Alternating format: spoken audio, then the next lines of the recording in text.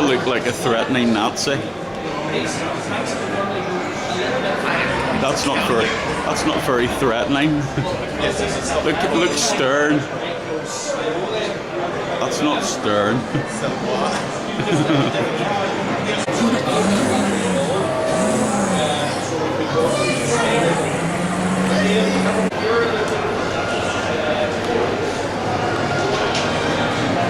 Just because I'm way too lazy to go up close, I'm zooming in from a fair look. How cool is that?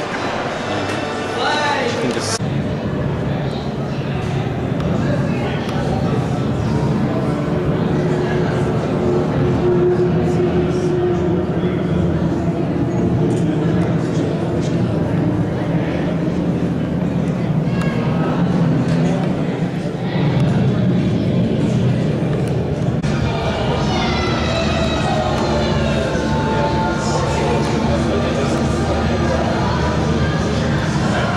Dad, you ended up on video. You're on fault for walking right across the camera.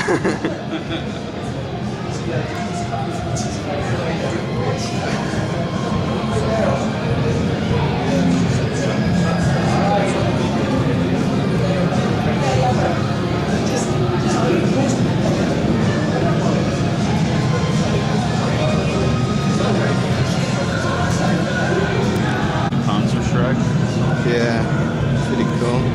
Oh, come on, I won't zoom in. Oh, of course it won't. I was, moving the button the wrong way.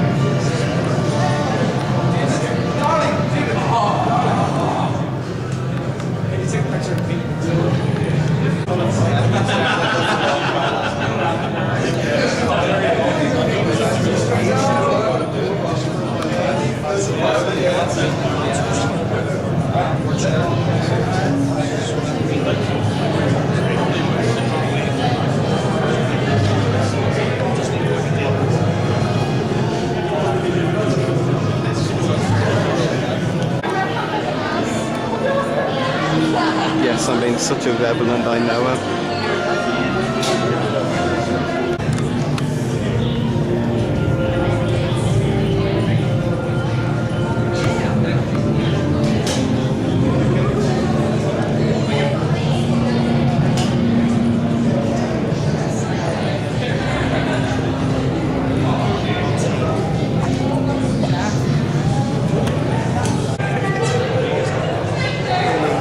Don't worry, I wasn't recording when you were blocking it.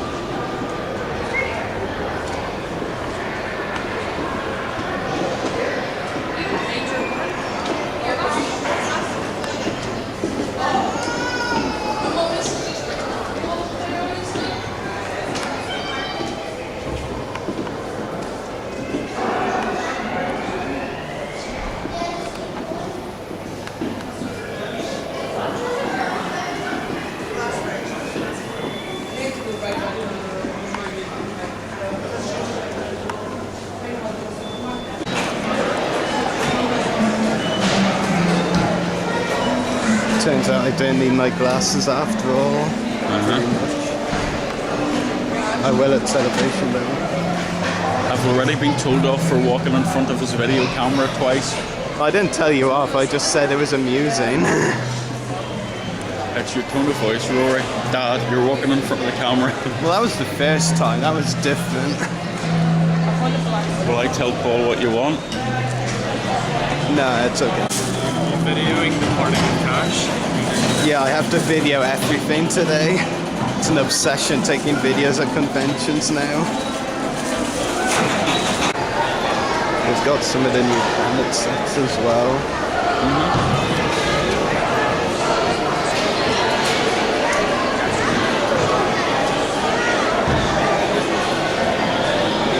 They're saying them like 9 something, I think.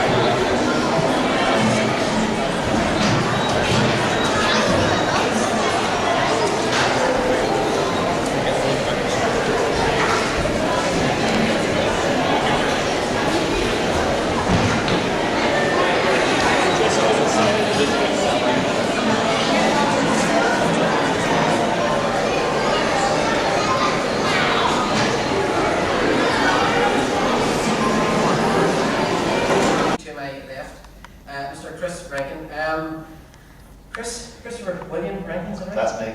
I feel like I'm in trouble now. Come up to the front of the originally from New Zealand and then moved to England. Yep. Best known for the Harry Potter movies. Yep. As one of the, you may have heard of the Weasley brothers. Yes. And sitting beside you, of course, is Miss Martine Beswicke. A brief modelling career, is that right? Brief. Very brief. Okay. Led to acting. Her first role, although uncredited, I've heard this was as the dancer in the credits of Dr. No? No. They lied. Right? No, they lied. Okay. Somebody started this idea or something. That was me. Devastating to the next 45 minutes, I have to say. Now, when it came to your best one, of course, probably for your roles in the James Bond movies, but because you popped up as Zora in From Russia with Love and Paula in Thunderball. Yeah. Yeah. Now, but when it came to as well, your 80s TV as well, you had a lot of roles. You were in Heart to Heart, Quincy, Fall Guy, Fancy Island, Days of Our Lives, Bob and Chris, Sledgehammer. Yeah. So, quite a bit to talk about. Now, I sit beside Mr. Ian Whyte from North Wales, Bangor, North Wales.